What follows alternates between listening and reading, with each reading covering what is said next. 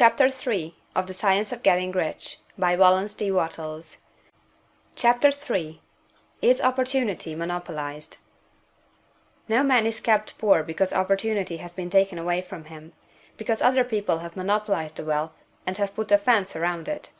You may be shut off from engaging in business in certain lines, but there are other channels open to you. Probably it would be hard for you to get control of any of the great railroad systems.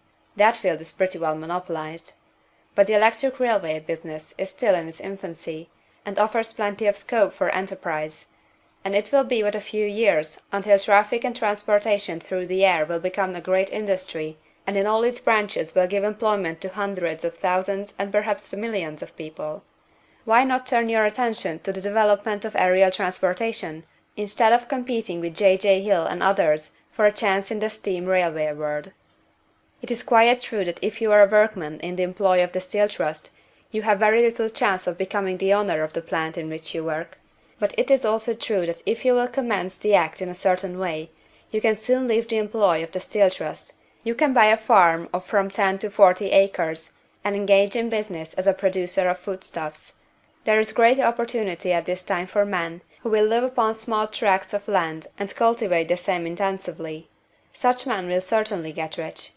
You may say that it is impossible for you to get the land, but I am going to prove to you that it is not impossible, and that you can certainly get a farm if you will go to work in a certain way.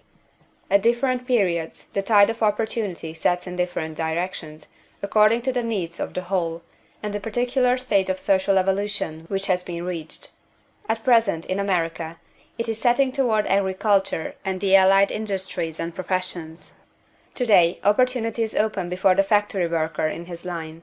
It is open before the business man who supplies the farmer more than before the one who supplies the factory worker, and before the professional man who waits upon the farmer more than before the one who serves the working class. There is abundance of opportunity for the man who will go with the tide, instead of trying to swim against it. So the factory workers, either as individuals or as a class, are not deprived of opportunity. The workers are not being kept down by their masters. They are not being ground by the trusts and combinations of capital. As a class, they are where they are because they do not do things in a certain way.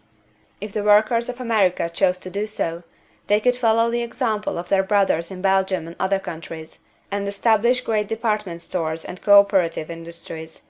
They could elect men of their own class to office, and pass laws favoring the development of such cooperative industries, and in a few years they could take peaceable possession of the industrial field. The working class may become the master class whenever they will begin to do things in a certain way. The law of wealth is the same for them as it is for all others. This they must learn, and they will remain where they are as long as they continue to do as they do. The individual worker, however, is not held down by the ignorance or the mental slothfulness of his class. He can follow the tide of opportunity to riches, and this book will tell them how. No one is kept in poverty by a shortness in the supply of riches. There is more than enough for all.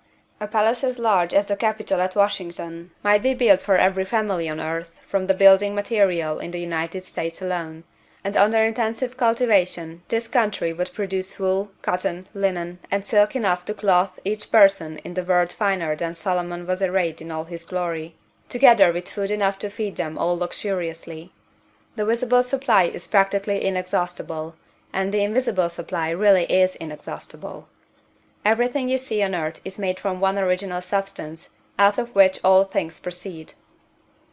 New forms are constantly being made, and older ones are dissolving, but all are shapes assumed by one thing. There is no limit to the supply of formless stuff, or original substance. The universe is made out of it, but it is not all used in making the universe. The spaces in, through, and between the forms of the visible universe are permeated and filled with the original substance, with the formless stuff, with the raw material of all things. 10,000 times as much as has been made might still be made, and even then we should not have exhausted the supply of universal raw material. No man, therefore, is poor because nature is poor, or because there is not enough to go around. Nature is an inexhaustible storehouse of riches. The supply will never run short. Original substance is alive with creative energy, and is constantly producing more forms.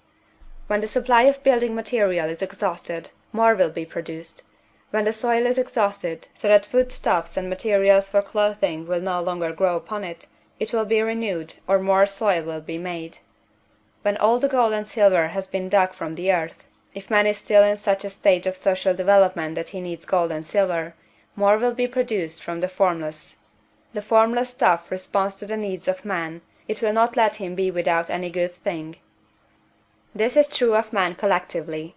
The race as a whole is always abundantly rich, and if individuals are poor, it is because they do not follow the certain way of doing things which makes the individual man rich.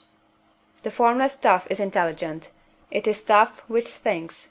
It is alive, and is always impelled toward more life. It is the natural and inherent impulse of life to seek to live more. It is the nature of intelligence to enlarge itself, and of consciousness to seek to extend its boundaries and find fuller expression.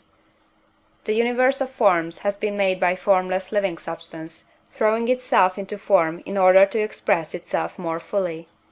The universe is a great living presence, always moving inherently toward more life and fuller functioning. Nature is formed for the advancement of life. Its impelling motive is the increase of life. For this cause, everything which can possibly minister to life is bountifully provided. There can be no lack unless God is to contradict himself and nullify his own works. You are not kept poor by lack in the supply of riches.